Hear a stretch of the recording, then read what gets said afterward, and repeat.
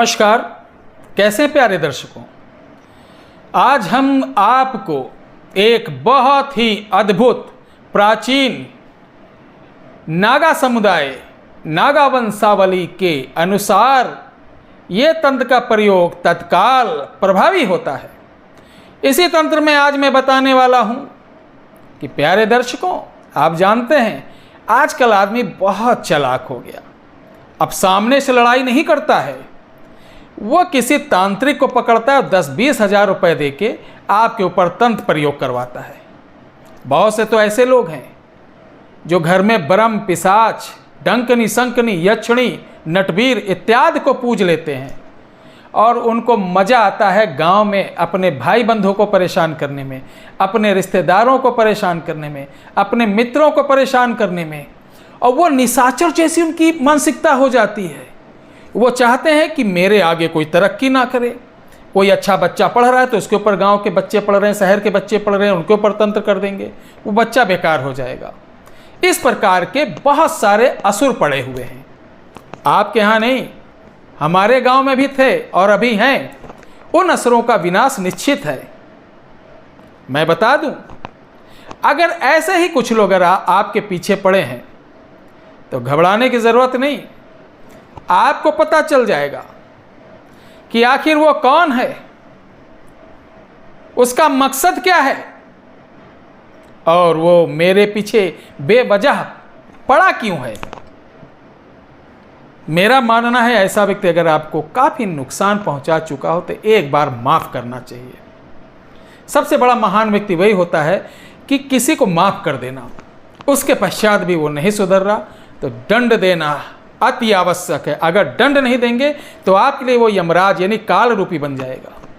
मैं आपको भड़का नहीं रहा हूँ, सामाजिक दंड देना चाहिए। तो चलिए, करना क्या है मैं बताता हूँ। प्यारे दर्शकों, जब भी आपको ऐसा लगे तो आप मिट्टी के 11 कुल्हड़, जिसमें हम चाय पीते हैं, कुल्हड़ वाली चाय, ऐसे 11 कुल्हड़ ले आइए।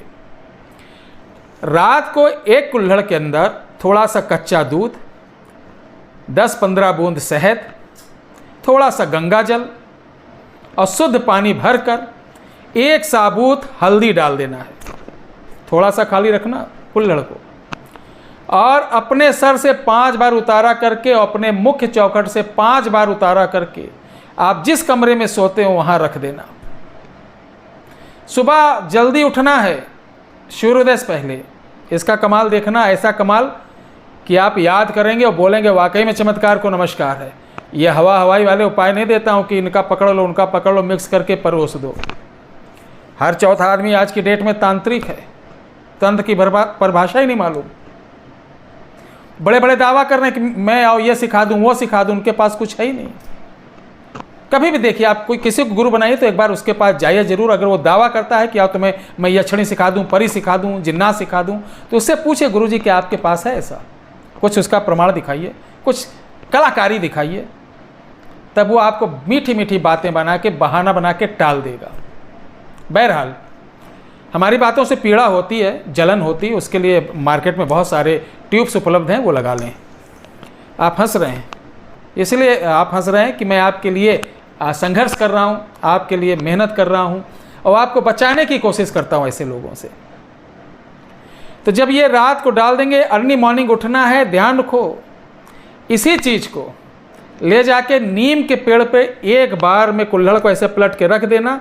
पलट के रखने के बाद आप इसको दाहिने हाथ से कुल्हड़ के ऊपर ऐसे मारना और वो जितने खंड होगा उसकी एक कंकड़ उठा लेना, यानी एक उसका टुकड़ा उठा के डेली ले आना।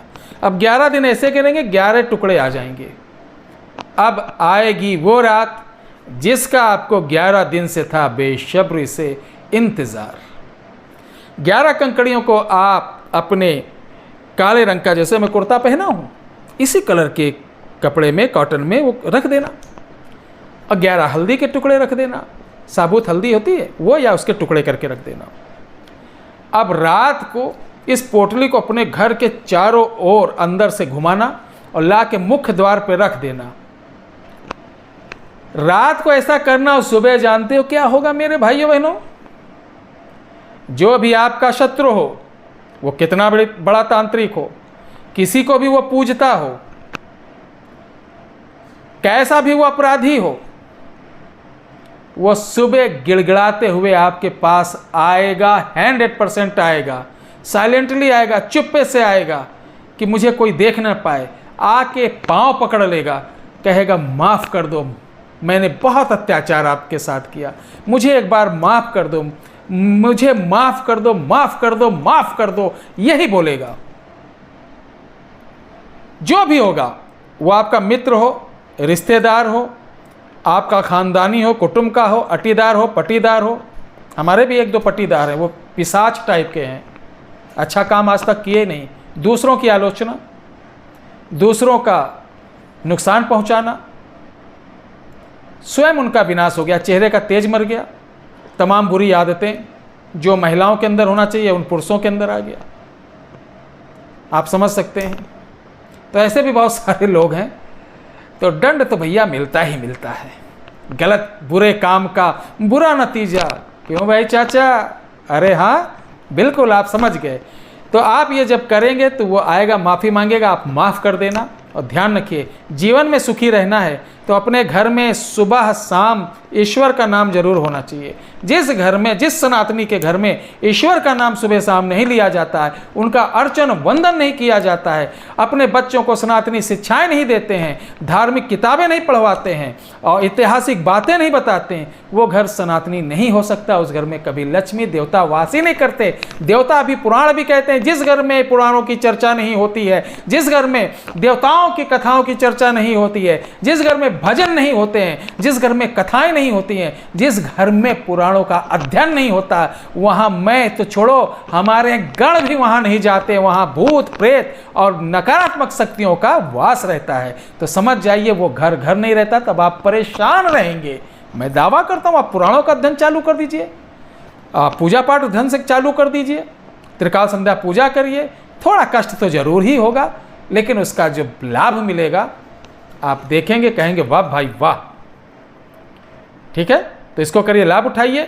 और आप सभी लोगों को बता दें कि मैं 4 अक्टूबर से 14 अक्टूबर तक अयोध्या नहीं रहूँगा। हमारी यात्रा चारों धाम की और कुछ बड़े यज्ञ हैं जो हम चारों धाम पे रहेंगे। पूर्वतः हमारी काल सेवाएं पंडित रविंद्र शास्त्री जी द्वारा, अन्य सहयोगियों द्वारा आपको मिलती रहेंगी। आप ऐसा मत समझिएगा कि जो कॉलर कोई मामूली कॉलर हैं, लड़के वड़के रखे होंगे हमारा फ़ोन उठाते हैं, ऐसी बात नहीं। वैदिक लोग हैं, आपकी बातें सुनेंगे। कालों में किसी प्रकार की आपको असुविधा होती है तो आप टेक्स्ट मैसेज करके मुझे बता सकते हैं। हमारा उसी व्हाट्सएप नंबर का जो टेक्स्ट मैसेज उस पर कर देना। और कॉल आपसे निरंतर जुड़े रहेंगे, प्रयास करेंगे हम भी आपके साथ दिन भर में 1 या 2 घंटे आपसे जुड़ें। जैसी स्थिति होगी बताया जाएगा। 3-4 दिन तो बहुत ज़्यादा व्यस्तता रहेगी, क्योंकि सुबह 9 से शाम को 5 बजे तक का अनुष्ठान चलेंगे और पिंडदान चलेगा, पितरों का चलेगा। तो इसलिए हम 14 दिन आपको सेवा नहीं दे पाएंगे। कॉल सेवाएं रहेंगी। अयोध्या आप लोग बिल्कुल मत आइएगा, अन्यथा आपका आना जाना बेकार हो जाएगा। बाकी हमारा जो फ़ोन नंबर वो आपको हमारे हर वीडियो के डिस्क्रिप्शन बॉक्स में मिल जाएगा। बहुत बहुत धन्यवाद।